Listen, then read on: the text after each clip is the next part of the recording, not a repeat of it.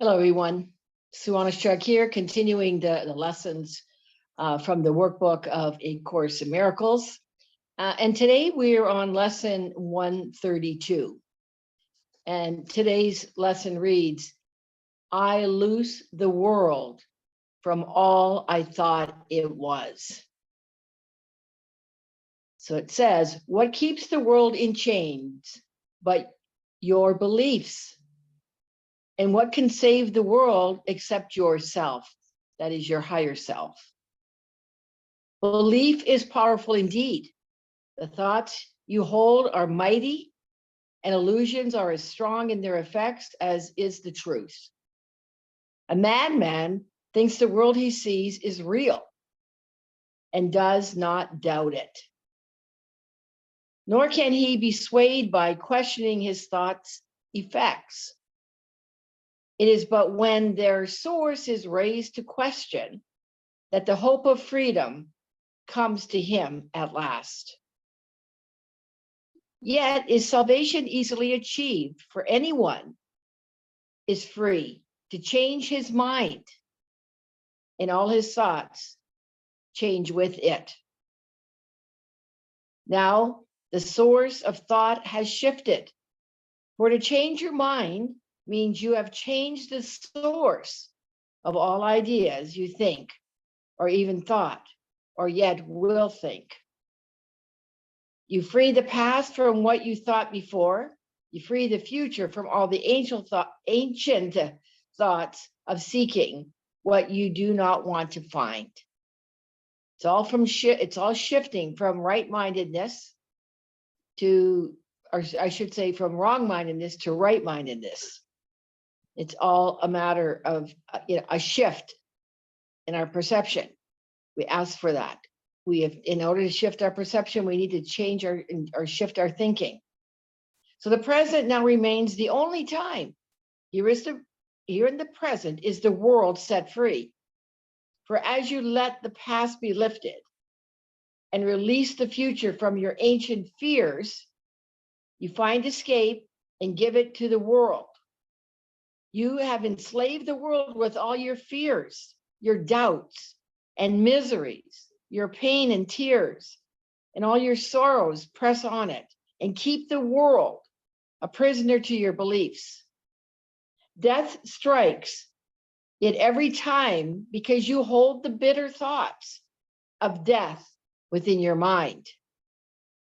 The world is nothing in itself. Your mind must give it meaning. And what you behold upon it are your wishes acted out so you can look on them and think them real. Perhaps you think you did not make the world, but came unwillingly to what was made already, hardly waiting for your thoughts to give it meaning. Yet in truth, you found exactly what you looked for when you came. It says there is no world apart from what you wish, and herein lies your ultimate release. Change but your mind on what you want to see, and all the world must change accordingly. Ideas leave not their source. This central theme is often stated in the text and must be borne in mind if you would understand the lesson for today. It is not pride which tells you that you made the world you see and that it changes as you change your mind. But it is pride that argues you have come into a world quite separate from yourself, impervious to what you think and quite apart from what you chance to think it is. And here's what the Course says: there is no world. And it says this is the central thought the Course attempts to teach, and not everyone is ready to accept it. You may not be ready to accept it at this point. And each one must go as far as he can, let himself to be led along the road to truth. He will return and go still farther, and perhaps step back a while and then return again. but healing is the gift of those who are prepared to learn there is no world and can accept the lesson now. Their readiness will bring the lesson to them in some form, which they can understand and recognize. Some see it suddenly on a point of death and rise to teach it. Others find it in experience that is not of this world, which shows them that the world does not exist because what they behold must be the truth, and yet it clearly contradicts the world. And some will find it in this course and in the exercises that we do today. Today's idea is true because the world does not exist. And if it is indeed your own imagining, then you can loose it from all things you ever thought it was by merely changing all the thoughts that gave it these appearances. Shifting from the ego thought system to thoughts of God. It says the sick are healed. And as you let go all thoughts of sickness, we believe in sickness, and the dead arise when you let thoughts of life replace all thoughts you had held of death. A lesson earlier repeated once must now be stressed again, for it contains the firm foundation for today's idea. You are as God created you. You are whole and complete. You are holy. You are innocent. There is no place where you can suffer and no time that can bring change to your eternal state. How can a world of time and place exist if you remain as God created you? There is no time with God and in God's world. What is the lesson for today except another way of saying that to know yourself, your capital with a capital S here, your holy self, to know your holy self is the salvation of the world. To free the world from every kind of pain is but to change your mind about yourself. As it says, you are as God created you. There is no world apart from your ideas because ideas leave not their source. And you maintain the world within your mind in thought. Yet, if you are as God created you, you cannot think apart from him, nor make what does not share his timelessness and love. Are these inherent in the world you see? Does it create like him, like God? Unless it does, it is not real and cannot be at all. If you are real, the world you see is false. For God's creation is unlike the world in every way. And as it was his thought by which you were created, so it is your thoughts which made it. It must set it free, that you may know the thoughts you share with God. That's the thoughts with a capital T. Release the world.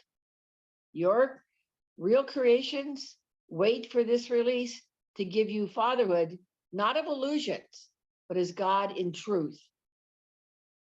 God shares his fatherhood with you who are his son, for he makes no distinctions in what is himself and what is still himself.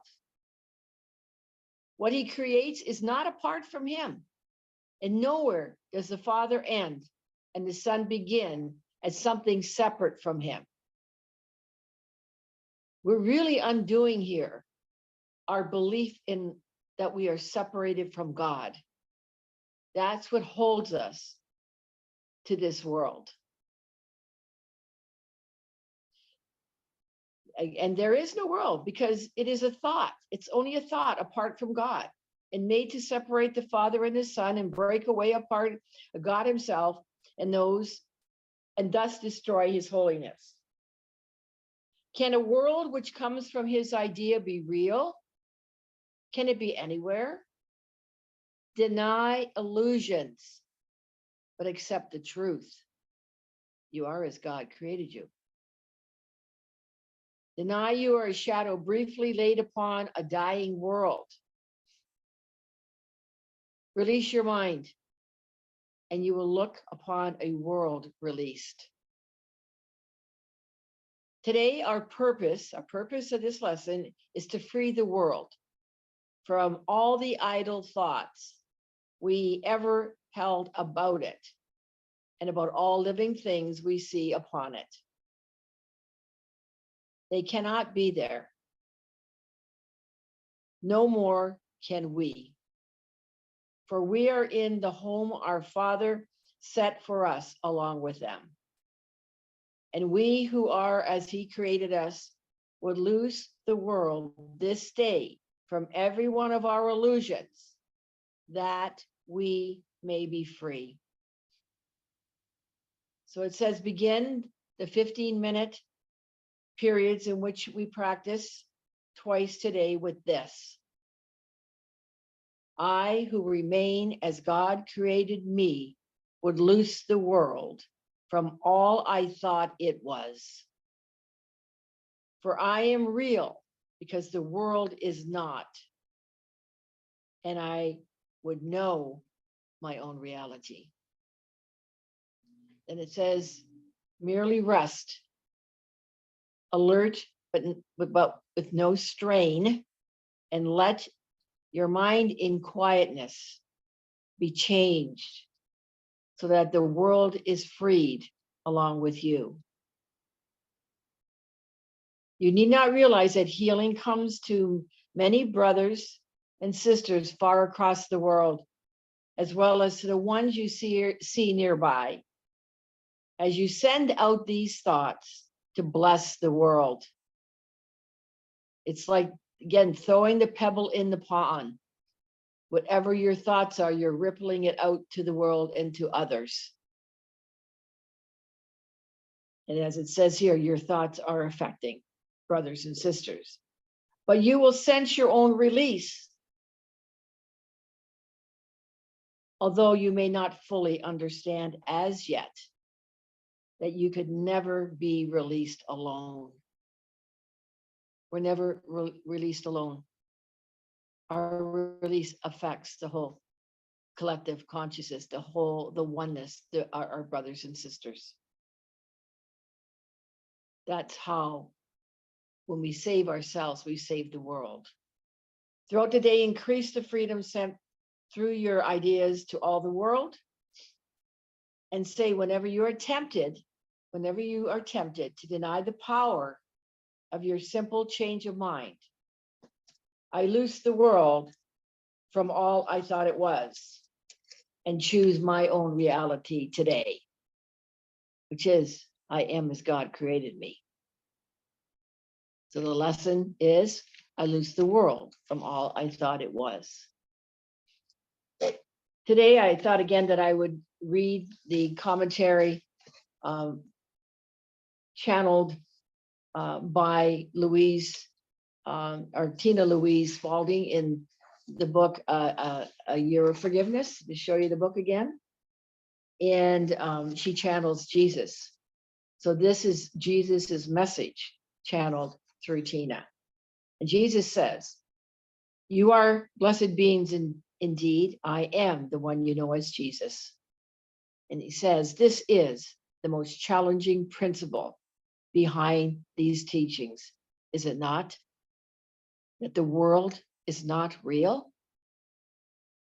If God is real, the world is not real. You must understand that this is why people look at religion and say, well, if there is a God, then I do not want that God. Look at the world. Look at what is here. Look at the hungry children. Look how religious institutions misuse their power. Look at the monetary system. Look at the environment. Look at the industries polluting this gorgeous planet. Jesus continues to say that, this is how we would see it. If there is a God and God is all powerful, then God does not exist in this place, or this God is insane. That's what we say when when it says if this, this world is not real. So that is why Jesus says people leave religions. They realize that as time goes by, this place becomes crazier and crazier. This world becomes crazier and crazier. Why is it becoming crazier? Jesus goes on to say, well, you all act out of accord with your natural selves. You move into urban environments. You live in little boxes surrounded by electricity. You avoid nature. You do all kinds of detrimental things to your natural state of being. You can see that other natural creatures, when humans do not imprison them, have an ease and way about them that is peaceful, even though they end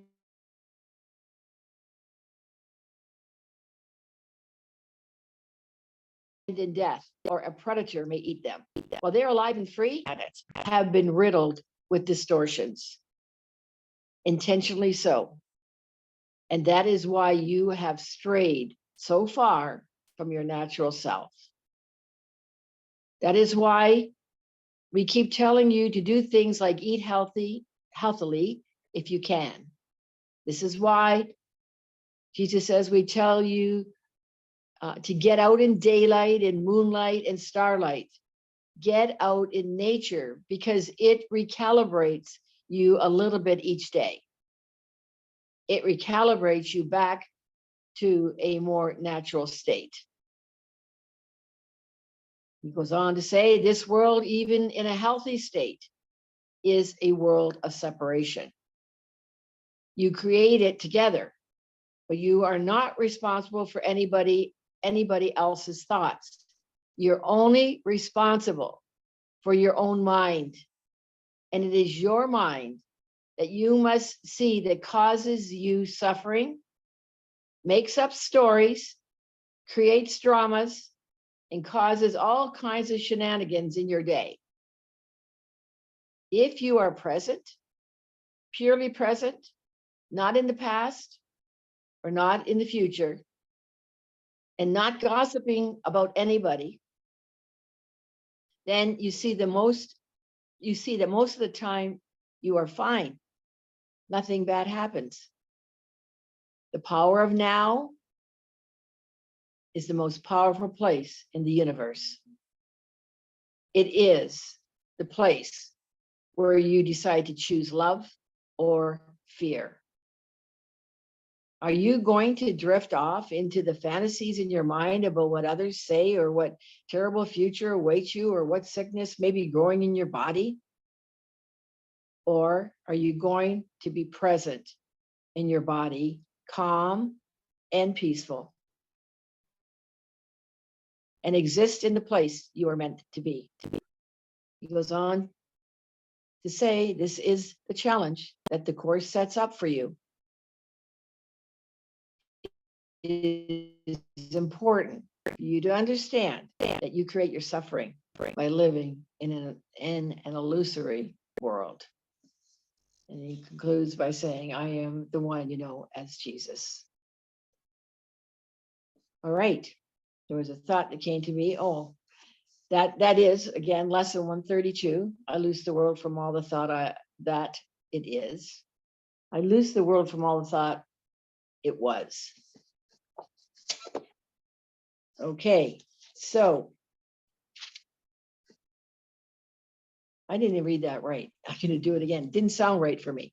I loose the world from all I thought it was. All right.